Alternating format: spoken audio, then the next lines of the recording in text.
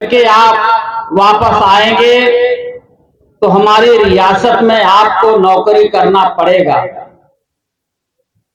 बाबा साहब अमेरिका के कोलंबिया विश्वविद्यालय में पढ़ाई किए और 1917 में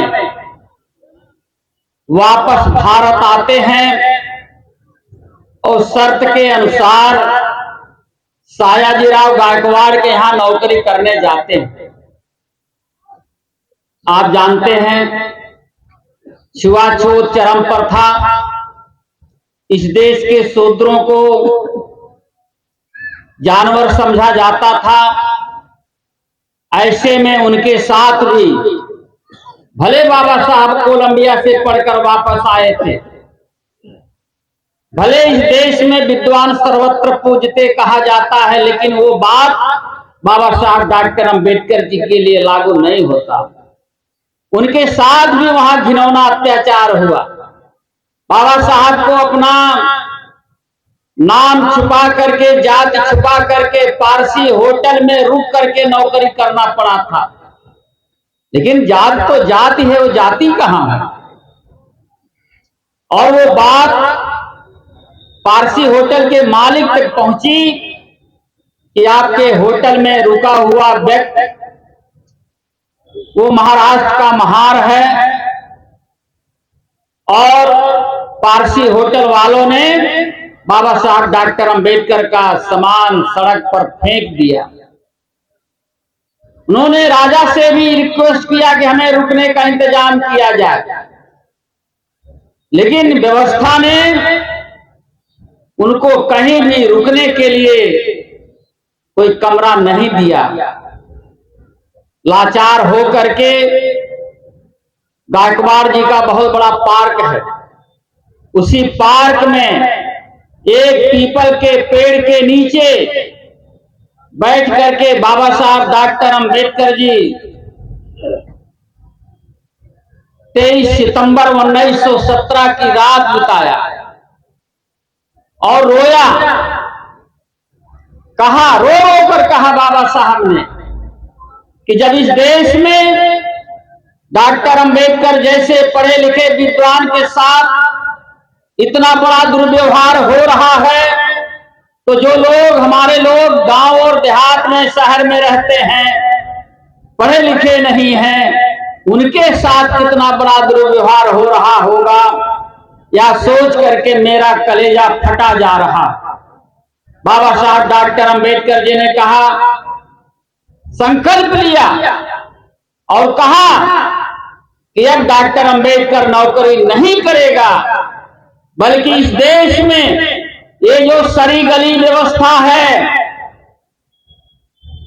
और जो इस देश में हमारे लोगों को जानवर समझा जा रहा है और जो इस देश का असली मालिक है, सरी गली व्यवस्था को खत्म करके इस देश के असली मालिक को इस देश का हुक्मरान बना दूंगा।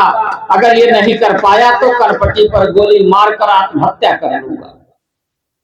ये बाबा साहब का संकल्प है। बड़ौदा अगर आप जाएं तो गायकवाड़ जी के पार्क में जाइए, वो पीपल का पेड़ आज भी मौजूद है। लोग वहां 6 दिसंबर 14 अप्रैल के दिन वहां बहुत भीड़ लगती है। लोग उस पीपल की पूजा करते हैं, बाबा साहब को श्रद्धा सुमन अर्पित करते हैं।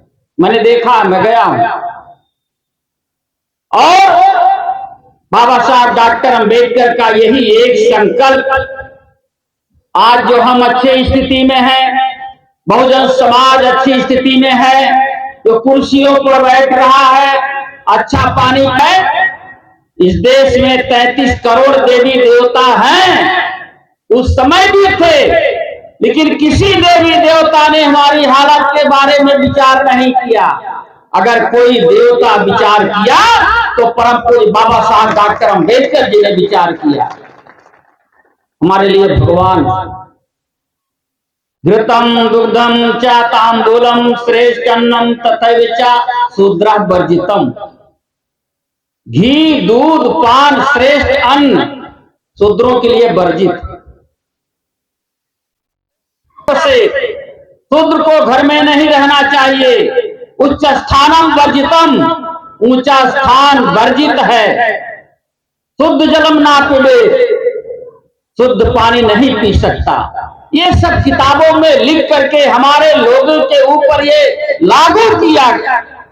लेकिन धन्य है बाबा साहब डॉक्टर अंबेडकर जी ने बड़ा संघर्ष करके 1927 में महातालाब सत्याग्रह हुआ था।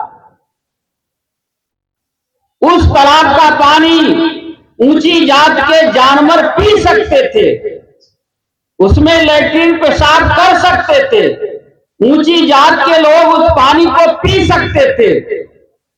लेकिन अछूतों के लिए उस तालाब का पानी पीना वर्जित था।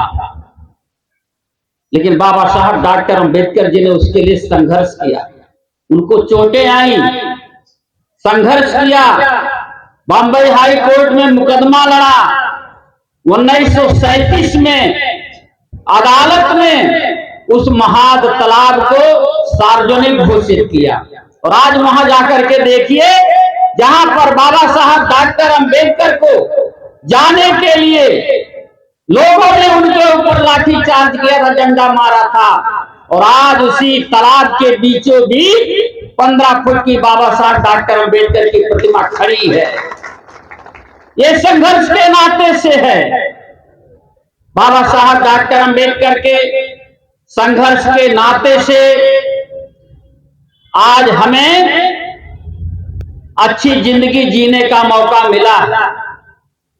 जो फल हमें मिल रहा है वो पेड़ बाबा साहब डॉक्टर अंबेडकर ने लगाया था।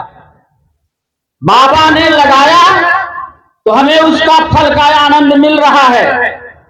लेकिन अगर आप फल पेड़ नहीं लगाएंगे तो आपको आने वाली पीढ़ी को फल खाने को मिलने वाला नहीं है।